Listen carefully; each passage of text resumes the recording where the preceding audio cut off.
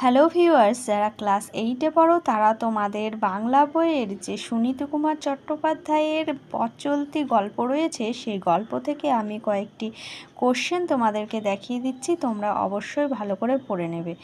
তাহলে দেরি না করে কোশ্চেনগুলো দেখে নাও। এই যে সুনীতিকুমার চট্টোপাধ্যায়ের আত্মজীবনীর নাম কি?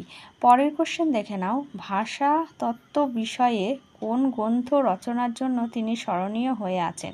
নেক্সট কোশ্চেন, লেখকের কোন ট্রেন ধরার কথা ছিল? পরের কোশ্চেন দেখে নাও, একটা তৃতীয় শ্রেণীর বগির কাছে একেবারেই লোকের ভিড় নেই কেন?